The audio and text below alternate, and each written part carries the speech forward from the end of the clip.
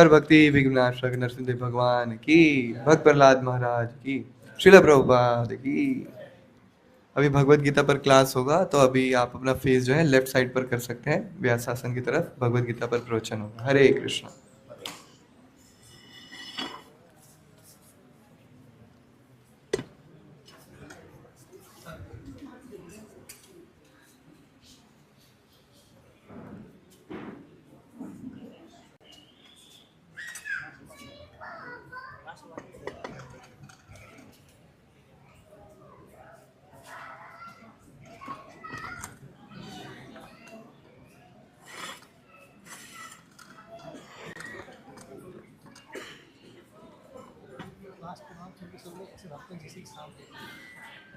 चलेगा क्या?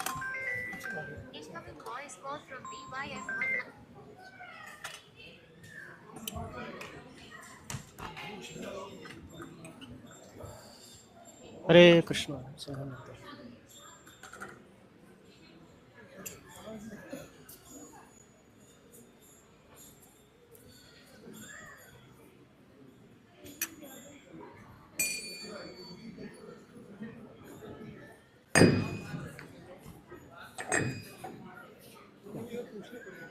क्या पहले ही बहुत अच्छा।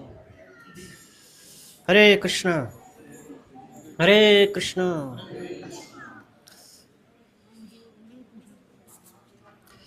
जय राधा माधव कुंज बिहारी, गोपीजन बल्लभ गिरिवर धारी।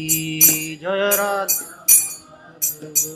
कुंज बिहारी, गोपीजन बल्लभ गिरिवर धारी।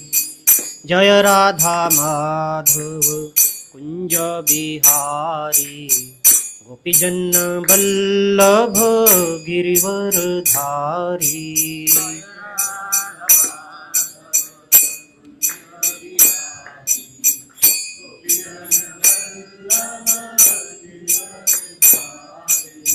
जय राधा माधव कुंज बिहारी, गोपीजन बल्लभ गिरिवर धारी।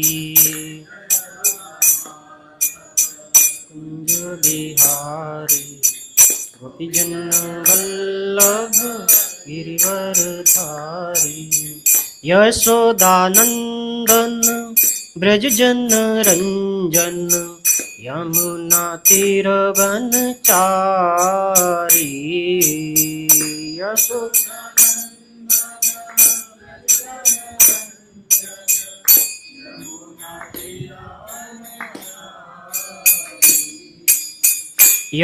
यशोदानंदन ब्रज जन रंजन, यमुना तीर वनचारी।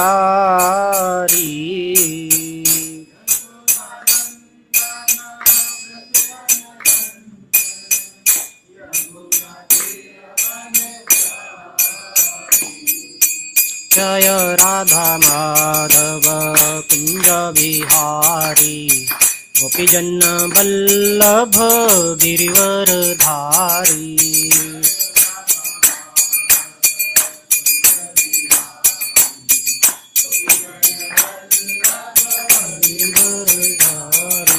जय राधा माधव कुंज बिहारी, गोपीजन बल्लभ गिरिवर धारी।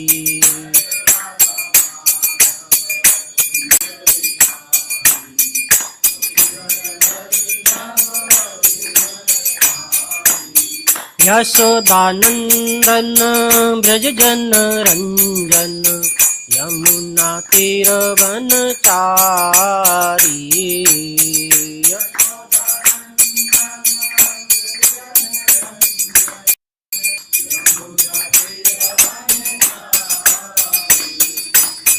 यशोदानंदन ब्रज जन रंजन, यमुना तीर वनचारी।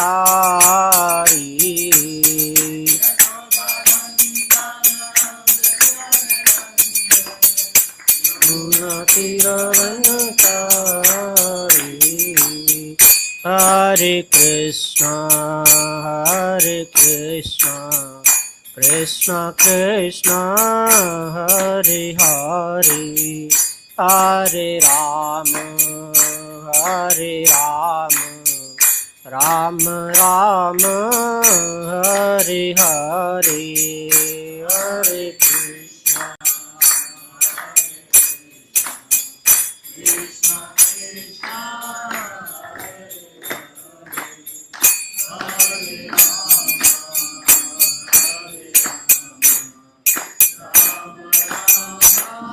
Hare Hare, Hare Krishna, Hare Krishna, Krishna Krishna, Hare Hare, Hare Rama, Hare Rama, Rama Rama, Hare Hare, Hare Krishna.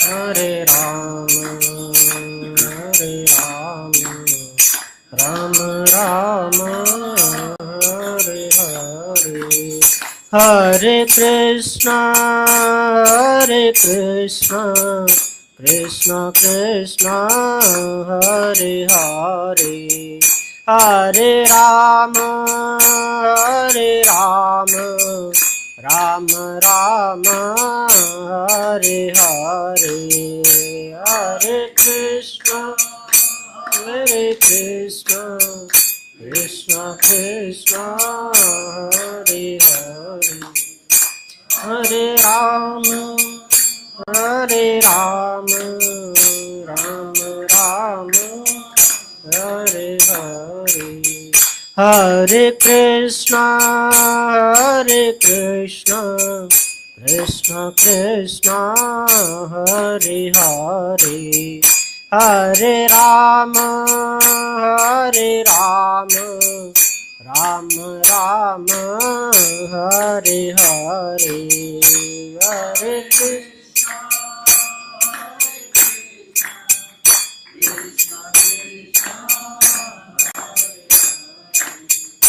Hare Rama, Hare Rama, Rama Rama, Hare Hare, Hare Krishna, Krishna Krishna, Hare Hare, Hare Ram, Ram Ram, Hare Hare, Hare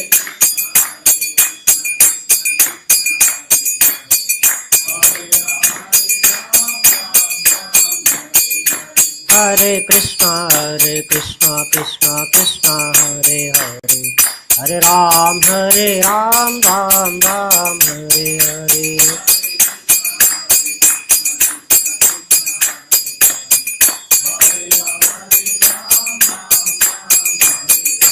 Hare Krishna, Krishna Krishna, Hare Hare, Hare Ram, Ram Ram, Hare Hare,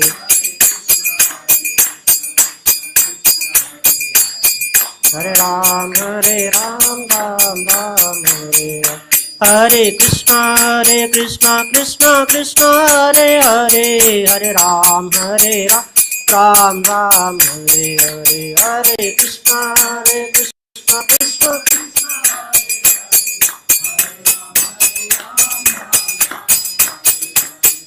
Krishna Hare Krishna, Krishna Krishna, Hare Hare, Hare Ram, Ram Ram, Hare Hare,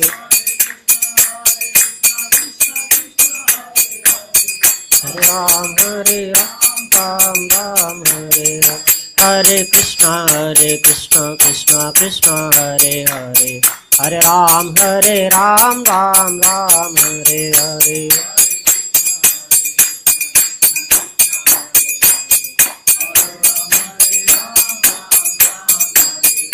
Hare Krishna, Krishna, Hare Hare, Hare Ram, Ram Hare Hare,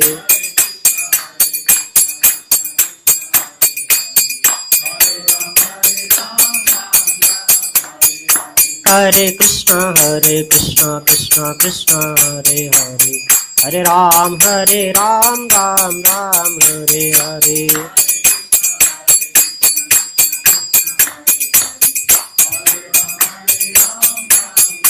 हरे कृष्णा कृष्ण कृष्ण हरे हरे, हरे राम राम राम हरे हरे।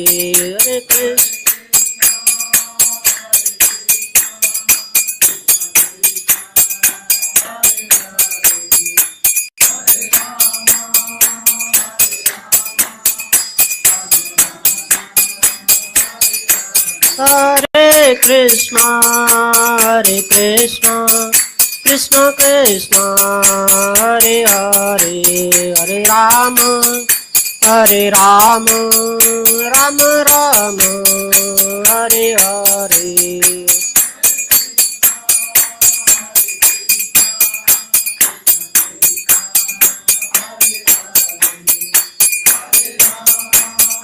हरे राम राम हरे हरे। जय राधा माधव राधे।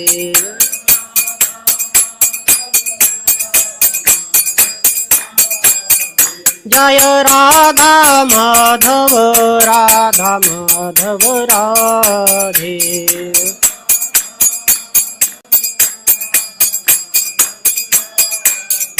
जय गौरानिताय जय गौरानिताय जय गौरानिताय।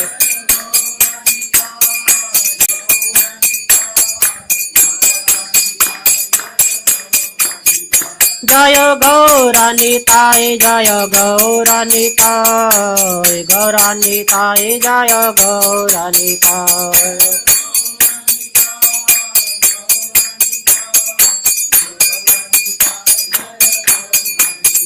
जय जय प्रभुपाद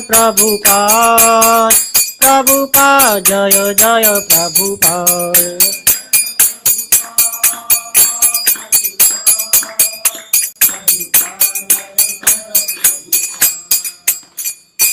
श्री हरनाम संकीर्तन यज्ञ की जय। जय ओम विष्णुपाद परमहंस परिव्राजकाचार्य अष्टोत्तर शत श्री श्रीमद् अभय चरण भक्ति वेदांत स्वामी श्री प्रपाद की जय। जय ओम विष्णुपाद परमहंस परिव्राजकाचार्य अष्टोत्तर श्री श्रीमद् भक्ति सिद्धांत सरस्वती महाराज की जय। अनंत कोटि वैष्णव वृंद की जय। नामाचार्य श्री हरिदास ठाकुर की जय। प्रेम से कहो जय श्री कृष्ण चैतन्य प्रभु नित्यानंद श्री अद्वैत गदाधर श्रीवासादि गौर भक्त वृंद की जय। श्री श्री राधा कृष्ण गोप गोपकनाथ श्याम कुंड राधा कुंड गिरि गोवर्धन की जय। श्री वृंदावन धाम की जय। मथुरापुरी धाम की जय। श्री क्षेत्र श्री जगन्नाथपुरी धाम की जय। गंगा माई की जय। यमुना माई की जय। भक्ति देवी की जय। तुलसी देवी महारानी की जय। समवेत गौर भक्त वृंद की जय। समवेत गौर भक्त वृंद की जय। गौर प्रेमानंद हरि बोल। गौर प्रेमानंद हरि बोल। ऑल ग्लोरीज असेंबल ड्यूटी ऑल ग्लोरीज असेंबल ड्यूटी ऑल ग्लोरीज असेंबल ऑल ग्लोरी श्री गुरु और गंगा श्रील प्रपात की जय। संध्याकालीन भगवद गीता सत्र में आए हुए सभी भक्तों का हार्दिक स्वागत है। तो आज जो है भगवद गीता के 16वें अध्याय का श्लोक संख्या 5 है। तो इस अध्याय का नाम है दैवी तथा आसुरी स्वभाव। पिछले श्लोक में 4 नंबर में भगवान आसुरी गुणों के बारे में बताते हैं और उससे जो पहले 3 श्लोक थे उसमें भगवान जो दैवीय गुण हैं उनके बारे में बताते हैं। तो यहाँ पर फिर भगवान देखते हैं कि अर्जुन का जो मुख है थोड़ा सा प्रसन्न नहीं लग रहा है।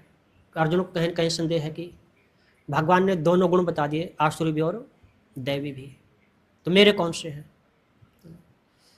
तो अर्जुन को प्रसन्न करने के लिए भगवान ये वाला श्लोक बोलते हैं। फिर ओम नमो भगवते वासुदेवाय ओम नमो भगवते वासुदेवाय। ओम नमो भगवते वासुदेवाय।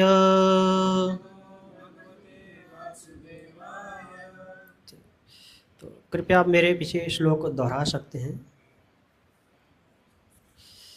दैवी संपद विमोक्षाय निबंध्यासुरीमता मां शुचः संपदं देवीं भिजातोऽसि पाण्डव। दैवी संपद विमोक्षाय निबंध्यासुरीमता मां शुचः संपदं देवीं अभिजातोऽसि पाण्डव। दैवी संपद विमोक्षाय निबंध्यासुरीमता मां शुचः संपदं देवीं भिजातोऽसि पाण्डव। कोई दोहराना चाहे तो दोहरा सकते श्लोक। दैवी संपद विमोक्षाय निबंध्यासुरीमता मां शुचः संपदं देवीं अभिजातोऽसि पाण्डव। दैवी संपद विमोक्षाय निबंधायासुरीमता मां शुचः संपदं देवीं भिजातोऽसि पाण्डव। कोई और बोलना चाहिए। दैवी संपद विमोक्षाय निबंधायासुरीमता मां शुचः संपदं देवीं अभिजातोऽसि पाण्डव। तो इसका शब्दार्थ और हमारा तात्पर्य श्रील प्रभुपाद जी के द्वारा। श्रील प्रभुपाद की जय। तो इसका शब्दार्थ इस प्रकार से, दैवी दिव्य संपत्ति विमोक्षाया मोक्ष के लिए, निबंधाय बंधन के लिए, आसुरी गुण मत्तः माने जाते हैं। माँ मत शुचः चिंता करो, संपदम संपत्ति, दैवीं दिव्य अभिजातः उत्पन्न अशि हो, पांडव हे पांडुपुत्र। तो अनुवाद इस प्रकार से है, दिव्य गुण मोक्ष के लिए अनुकूल हैं और आसुरी गुण बंधन दिलाने के लिए हैं।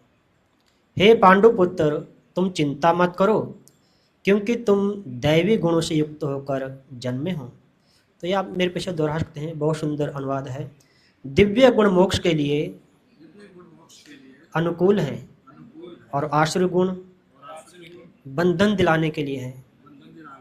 हे पांडुपुत्र, तुम चिंता मत करो क्योंकि तुम दैवी गुणों से युक्त होकर जन्मे हो। तात्पर्य, भगवान कृष्ण अर्जुन को यह प्रोत्साहित करते हैं कि वह आसुरी गुणों के साथ नहीं जन्मा है। युद्ध में उसका सम्मिलित होना आसुरी नहीं है क्योंकि वह उसके गुण दोषों पे विचार कर रहा था। वह यह विचार कर रहा था कि भीष्म तथा द्रोण जैसे प्रतिष्ठित महापुरुषों का वध किया जाए या नहीं। अतः वह ना तो क्रोध के वशीभूत होकर कार्य कर रहा था, न झूठी प्रतिष्ठा या निष्ठुरता के अधीन होकर। अतः वह आसुरी स्वभाव का नहीं था। क्षत्रिय के लिए शत्रु पर बाण बरसाना दिव्य माना जाता है और ऐसे कर्तव्य से विमुख होना आसुरी है।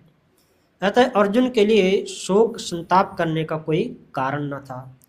जो कोई भी जीवन के विभिन्न आश्रमों के विधानों का पालन करता है वह दिव्य पद पर स्थित होता है। ओम अज्ञानतिमिरन्धस्य ज्ञानाञ्जनशलाकया चक्षुर्मिलितं येन तस्मै श्रीगुरुवे नमः। श्रीचैतन्यमनोभीष्टं स्थापितं येन भूतले स्वयं रूप कदा मह्यं ददाति स्वपदान्तिकं। वन्देऽहं श्रीगुरुः श्रीयुतपदकमलं श्रीगुरुन् वैष्णवांश्च श्रीरूपं साग्रजातं सगणरघुनाथान्वितं सजीवं साद्वैतं सावधूतं परिजनसहितं कृष्णचैतन्यदेवं श्रीराधा कृष्णपादान् सहगणललिता श्रीविशाखान्वितांश्च नमो विष्णुपादाय कृष्णप्रेष्ठाय भूतले श्रीमते भक्तिवेदान्त स्वामी इति नामिने। नमस्ते सारस्वते देवै गौरवाणी प्रचारिणे निर्विशेष शून्यवादी पाश्चात्यदेशतारिणे। हे कृष्ण करुणा सिंधो दीनबंधो जगतपते गोपेश गोपिकाकांत राधाकांत नमस्तुते। तप्त कांचन गौरांगे राधे वृंदावनेश्वरी वृषभानुसुते देवी प्रणमामि हरिप्रिये। वाञ्छाकल्पतरुभ्यश्च कृपा सिन्धुभ्य एव च पतितानां पावनेभ्यो वैष्णवेभ्यो नमो नमः। जय श्री कृष्ण चैतन्य प्रभु नित्यानंद श्री अद्वैत गदाधर श्रीवासादि गौर भक्त वृंद।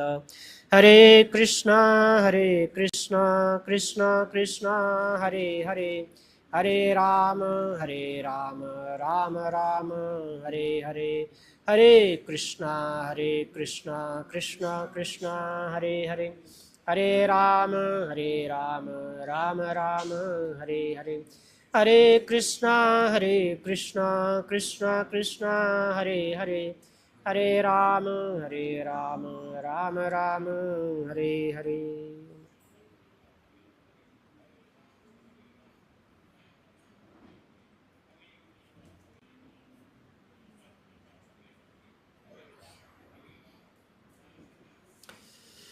तो जैसे पिछले श्लोक में भगवान आश्रय गुणों के बारे में बताते हैं, उसमें कहते हैं दंभो दर्पोभिमानश्च क्रोध पारुष्यमेव च अज्ञानम च अभिजातस्य पार्थ संपदिम आश्रय।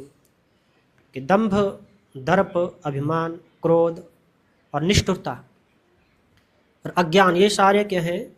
आश्रय गुण हैं। और उससे पिछले श्लोक में भगवान कहते हैं अभ्यम सत्व संशुद्धि ज्ञान योग व्यवस्थिता। कि जो व्यक्ति अभयशाली है, अपने अस्तित्व में स्थित है, ऐसे जो व्यक्ति होते हैं वो दैवीय गुणों से संपन्न होते हैं। पर भगवान ने जब अर्जुन के भाव को देखा तो उन्होंने कहा कि देखो आप मां शुचः, आप डरो मत, क्योंकि संपदम दैवीय जातोषी, आप दैवीय संपदा से उत्पन्न हुए हो। तो देखा जाए तो पांडवों का जो जन्म है पांचों भाइयों का ही दिव्य है, साधारण उनका जन्म नहीं है। हम सभी जानते हैं कि कुंती माता ने अलग अलग देवताओं का आवाहन करके इन पांचों पुत्रों को अलग अलग ऐसे प्राप्त किया था। तो सभी में स्वाभाविक रूप से ही दैवीय गुण थे। फिर भी भगवान अर्जुन को ऐसे विश्वास दिला रहे हैं।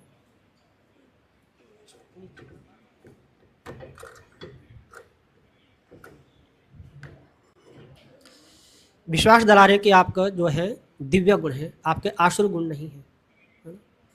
क्योंकि अर्जुन को पहले अध्याय में देखते हैं, जो प्रपात तात्पर्य में लिख रहे हैं कि जब अर्जुन कहते हैं कि जो रथ है दोनों सेनों के मध्य में लाके खड़ा कर दीजिए, तो भगवान वहाँ पे दोनों सेनों के मध्य में रथ को लाकर खड़ा कर देते हैं। और अर्जुन क्या है, करुणावश दयावश मोहग्रस्त हो जाते हैं। तो मोह होना भी एक तरह से आसुरी भाव होता है, पर वो क्या था, एक कुछ क्षण भर के लिए था, करुणा के कारण था वो। तो अर्जुन कह रहे दिव्य गुणों से ही भरा हुआ था। जहाँ तक हम कौरवों का देखते हैं तो दुर्योधन आदि क्या है, युद्ध करने से बिल्कुल पीछे नहीं हट रहे थे। उनको ये बिल्कुल परवाह नहीं थी कि हमारा पूरा परिवार, पूरा वंश जो नष्ट होने वाला है। और यहाँ पे अर्जुन जैसे ही अपने संबंधियों को देखते हैं तो बिल्कुल करुणा से अभिभूत हो जाते हैं और युद्ध करने के लिए मना ही करते हैं। अहोबत महत पापम कर्तुम व्यवस्था, कि देखो कितने दुर्भाग्य की बात है, हम ऐसे इतना बड़ा पाप करने के लिए तैयार हो गए हैं। तो अर्जुन ऐसे कहते भगवान से। पर जैसे भगवान ने देखा कि अर्जुन में कुछ क्षणिक ऐसे करुणा के कारण कायरता से आ गई, मोह आ गया, तो भगवान उनको डांटते हैं। कुतस्त्वा कस्मलदम विस्मय समुपस्थितम, हे अर्जुन एक विषम परिस्थिति में युद्ध के समय आपको इतनी करुणा कैसे प्रकट हो गई है। अस्वर्गम अकीर्तिकर्म, जिससे ना तो स्वर्ग की प्राप्ति होती है और कीर्ति भी नष्ट हो जाएगी। देखते हैं कि सारे जब पांडव वनवास में थे तो युद्ध की तैयारी में लगे हुए थे सभी। तो पांडव चाहे भीम थे चाहे अर्जुन थे, सभी अपने अपना अभ्यास करते थे।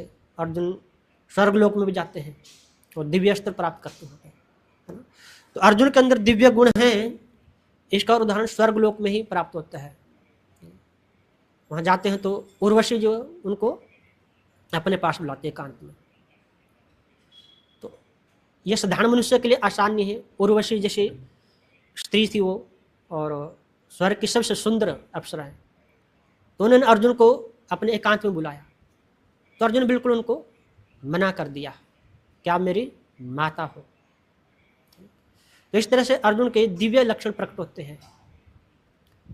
और जहाँ तक दुर्योधन का देखे जाओ तो देखते हैं कि जब पांडव वनवास में थे तो दुर्योधन उनका मजाक उड़ाने के लिए वहाँ जाते हैं जंगल में।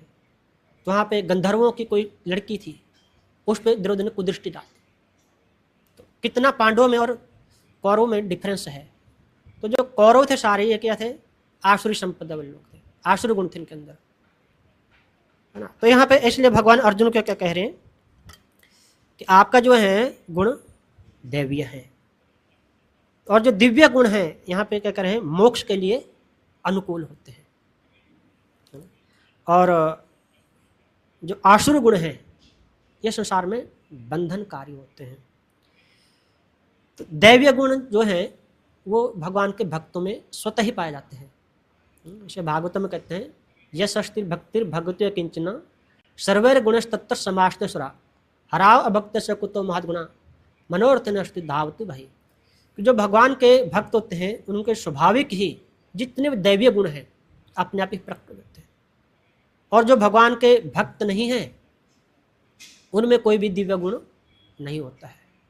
तो भक्ति ही है जो दिव्य गुणों की खान है, एक तरह से जाना है।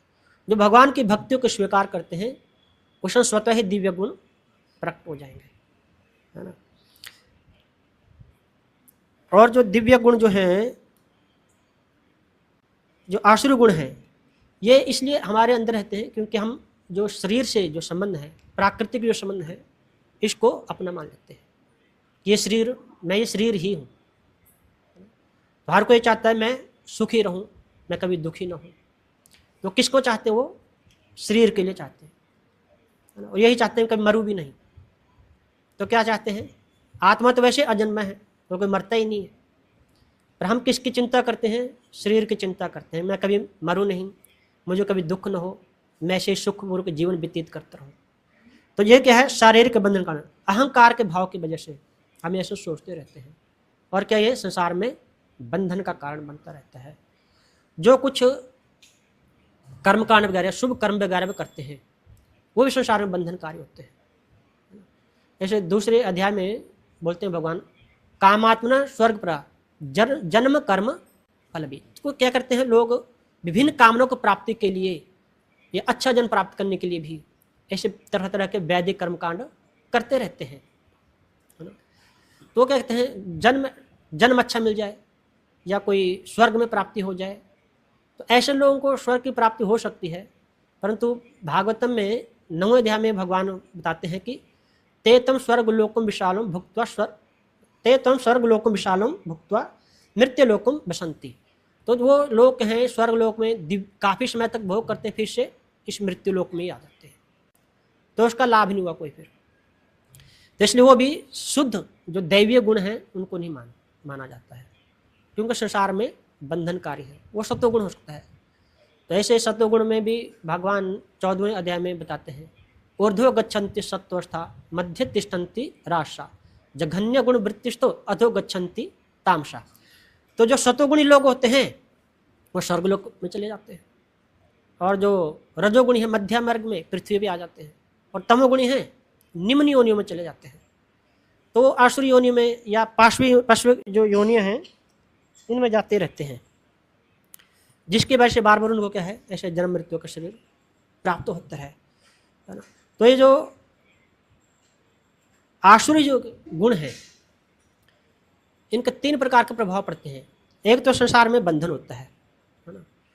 दूसरा क्या है, उसको बार बार ये अधोगति प्राप्त होती रहती है और उसकी मुक्ति को कोई भी संभावना नहीं रहती है ना। आसुर योनु मूढ़ा जन्म जन्मनी, ऐसे भगवान आगे श्लोक को बोलेंगे कि जैसे आसुर स्वभाव वाले जो लोग हैं बार बार भगवान ऐसे ही आसुर योनियों में जन्म लेते रहते हैं, उनको मुक्ति को संभावना रहती है।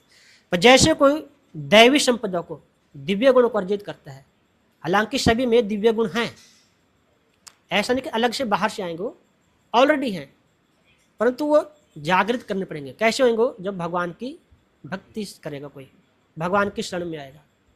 अर्जुन को भगवान क्या बोलते हैं? भक्तोस्मि सखा चेती, कि आप मेरे भक्त और सखा हो। तो इसलिए भगवान का भक्त होने के कारण अर्जुन में क्या है, सारे गुण दिव्य हैं। एक और इसमें उदाहरण देते आचार्य कि जैसे अर्जुन का जो वंश है वो भरत वंश है। तो भरत वंश में जो भी राजा थे सारे महान राजा थे, और ऊपर से जो उनकी माता है कुंती माता, वो भगवान की परम भक्त हैं। ऐसे जो महाराज पांडु थे वही एक अच्छे राजा थे, भक्त राजा थे। तो इस तरह से अर्जुन का जो वंशावली है या जन्म है वो सारा ही दिव्य हो जाता है। तो इसलिए भगवान अर्जुन को यहाँ पे कहते हैं कि आप डरो मत। ऐसे ही माँ शुच, ये शब्द 18वें अध्याय के श्लोक संख्या 66 में भी आते हैं। वहाँ भगवान क्या कहते हैं? सर्वधर्मान परित्यज्य माम एकम शरणं व्रज अहम त्वाम सर्व पापेभ्यो मोक्षयिष्यामि माँ शुच। तो वहाँ भी भगवान क्या कहते हैं कि आप डरो मत, आप सब कुछ सभी धर्मों को छोड़कर, सभी धर्म मतलब जो ऐसे संसारिक धर्म है उनको छोड़कर आप मेरी शरण ग्रहण कीजिए, है ना। और उसमें भगवान साथ में क्या आश्वासन दिला रहे हैं, माँ सोच डरो मत। तो यहाँ पे भगवान अर्जुन को क्या कह रहे हैं? आप डरो मत, डरने की आपको कोई बात नहीं है। तो जैसे कोई व्यक्ति, कोई जीव है भगवान के सन्मुख हो जाता है तो स्वतः उसके जितने भी दुर्गुण हैं सारे पाप जो नष्ट हो जाते हैं। और जैसे संसार भगवान से विमुख रहते हैं तब तक संसारिक बंधन बना रहता है, तब तक हम ये सोचते रहते हैं मैं शरीर हूँ और शरीर से संबंधित सुख मेरा है और शरीर से संबंधित लोग भी मेरे अपने हैं। तो इसी के लिए वो सारा व्यक्ति क्या है, पापाचार में लगा रहता है। जैसे मान लो एक व्यक्ति विवाह करता है तो जितने भी गहने हैं वो किसके लिए खरीदता है? पत्नी के लिए खरीदता है, उसको तो जरूरत नहीं है। तो इसी तरह से जैसे व्यक्ति इस शरीर को अपना मान लेता है, मैं शरीर ही हूँ, तो जितने भी फिर पाप पुण्य के कर्म करते हो शरीर के लिए ही करता है, जबकि शरीर से अलग है। तो यहाँ पे प्रभुपाद जी वो ये कह रहे हैं कि भगवान अर्जुन को ऐसे प्रोत्साहित कर रहे हैं कि आपको डरने वाली कोई बात नहीं है। और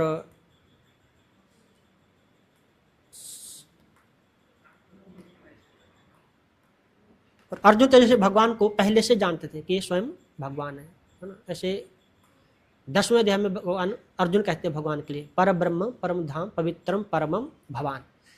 तो भगवान के सबसे पवित्र हैं। तो जैसे कोई व्यक्ति भगवान की भक्ति करता है तो वो भी पवित्र हो जाता है, तभी उसको जो एग्जिस्टेंस है वो उसका शुद्ध हो जाता है। तो यहाँ पे पीछे श्लोक में भी ऐसे बोलते हैं, जैसे इसमें लिखा था अभ्यम सत्व संशुद्धि। सत्व संशुद्धि मतलब अपना जो एग्जिस्टेंस है उसको प्यूरिफाई करना, मतलब अपने जो ये ब्रह्म की स्टेज है, ब्रह्म मतलब कि अहम ब्रह्मस्मि, न ये शरीर न मैं ये आत्मा हूँ, ये भाव आ जाए तो फिर व्यक्ति में क्या है, किसी के प्रति जो द्वेष की भावना है वो नष्ट हो जाती है। ऐसे भगवद गीता 5वें अध्याय में 18वें श्लोक में भगवान कहते हैं, है ना। तो उसमें कहते हैं विद्या विनय संपन्ने ब्राह्मणे गविहस्तिनि सुनिच स्वपाक्य च पंडितः समदर्शिना। तो वास्तव में जब व्यक्ति को ऐसा ज्ञान हो जाता है तो फिर क्या हो, चाहे वो कोई पशु हो, चाहे हाथी हो, चाहे गाय हो, चाहे मनुष्य हो, सभी को एक दृष्टि से दिखता है। एक दृष्टि से कि वो सभी में जीव तत्व को देखता है, शरीर को नहीं देखता है। जब तक शरीर में भेद रहेगा तभी तक तो ये सारा खेल है। जब वो खत्म हो जाएगा तो फिर जन्म मृत्यु का चक्कर भी खत्म होने वाला है। तो इसलिए भगवान यहाँ पे क्या कह रहे हैं कि ऐसे जो व्यक्ति होते हैं, जो भगवान के भक्त होते हैं, उनमें ही दिव्य गुण आएंगे।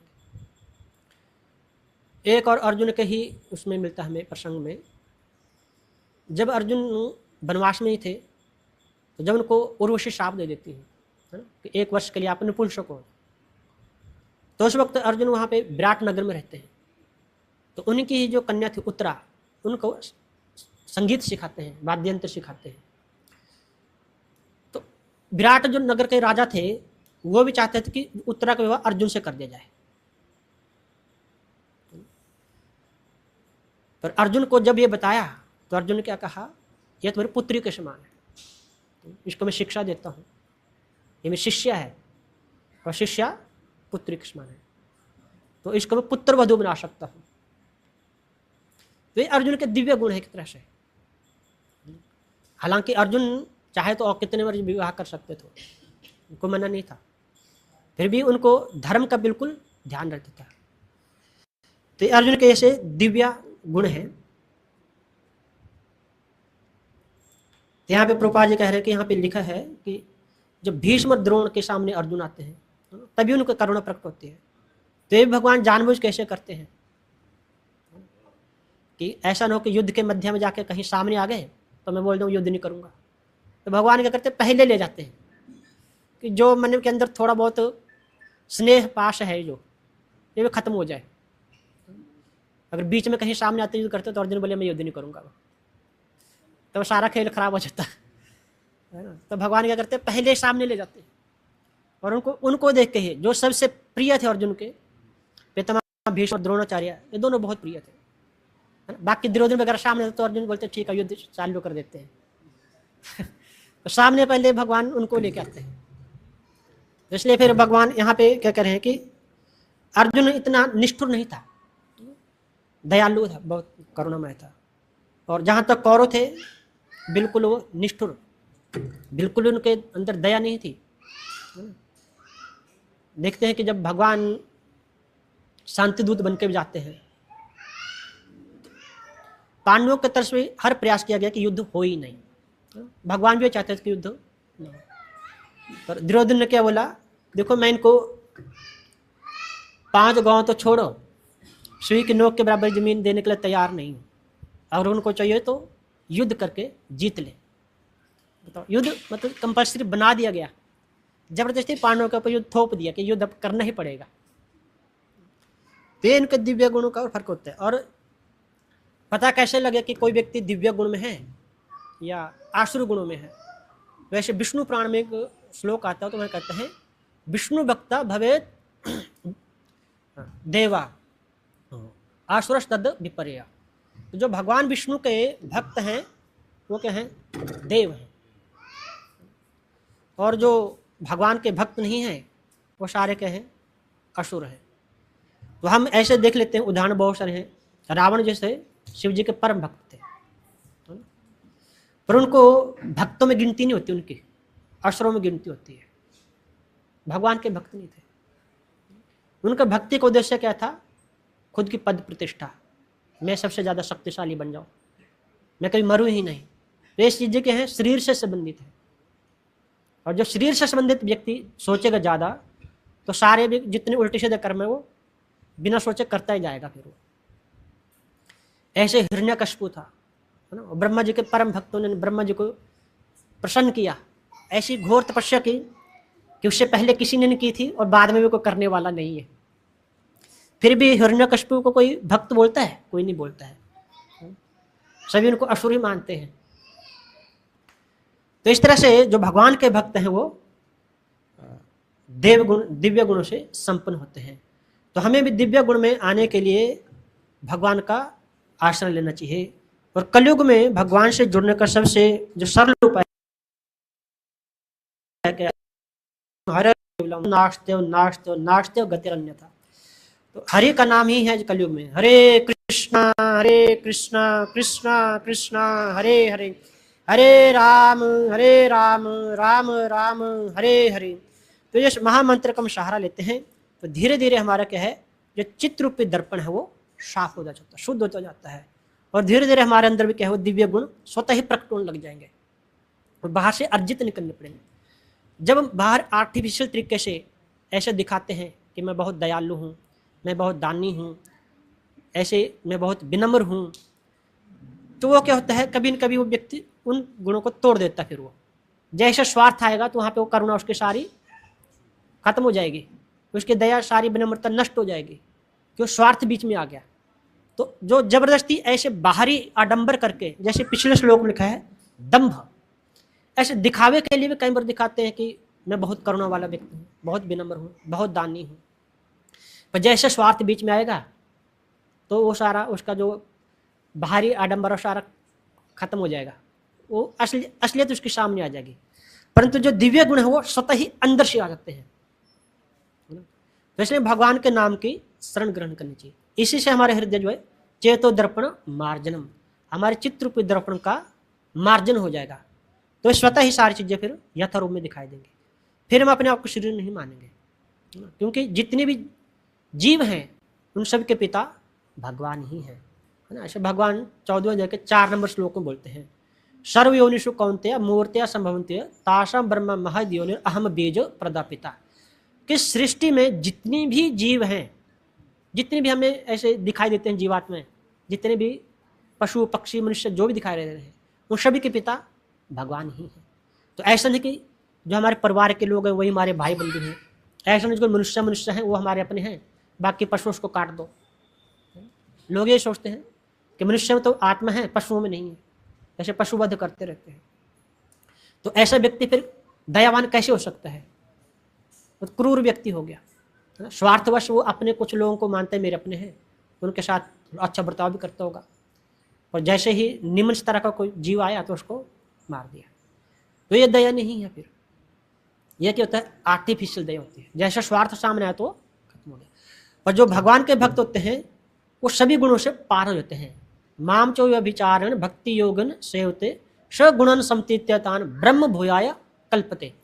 तो ऐसा व्यक्ति जो भगवान की अव्यभिचारी भक्ति को स्वीकार कर लेता है तो क्या है, उसके अंदर सारे दिव्य गुण प्रकट होते हैं, और सारे जितने दोष हैं सगुणन समतीत्यतान, जो सत्वगुण रजोगुण तमोगुण, इन तीनों को पार कर जाता है।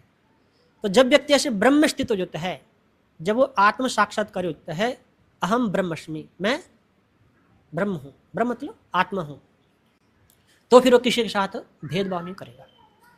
ऐसा व्यक्ति क्या है, भगवान के धाम में जाने का अधिकारी हो जाता है। ऐसे भगवान 9वें अध्याय में बताते हैं, तो उसमें कहते हैं महात्मंस्तु माम पार्थ दैवीं प्रकृतिम आश्रिता। तो जो महात्मा लोग होते हैं, महात्मा मतलब कपड़े वाला महात्मा नहीं, जो रियल में महात्मा है, ऐसा नहीं महात्मा लाल कपड़ा पहना तो महात्मा हो गया, पैंट शर्ट पहना तो महात्मा नहीं हुआ। महात्मा कोई भी हो सकता है, जिसके अंदर जो क्वालिटीज हैं अगर वो महात्मा है, फिर जो कपड़े की बात नहीं होती है। तो भगवान कहते हैं महात्मानुष्ठ मां पार्थ दैवीं प्रकृतिम आश्रिता भजन्ते अनन्यवशो ज्ञात भूतादि अव्यम। कि जो मुझे सभी प्राणियों का स्रोत मानते हैं, जैसे आगे बोलते हैं भगवान अव्यय मानते हैं, सनातन मानते हैं, वो ऐसे जो भगवान के भक्त हैं, भगवान होते हैं दैवी प्रकृति में रहते हैं।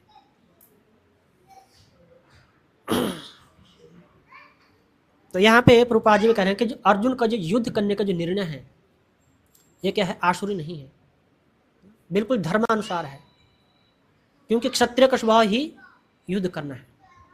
जानबूझ के युद्ध करना नहीं होता है, पर युद्ध जाए तो युद्ध से पीछे भी नहीं हटना, एक क्षत्रिय का स्वभाव है। इसलिए भागवत में कहते हैं अतः पुंभिर द्विज श्रेष्ठा वर्णाश्रम विभागसा संस्थितस्य धर्मस्य संसिद्धिर हरि तोषणम।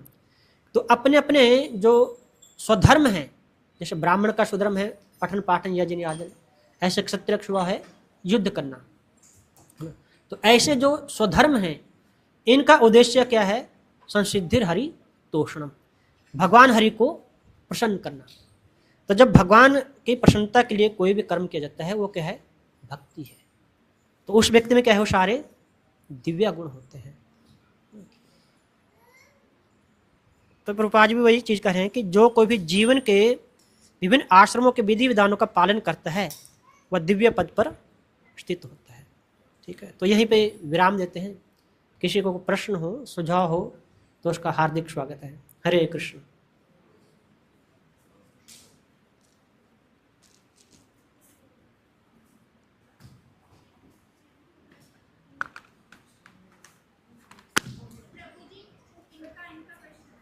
बताइए।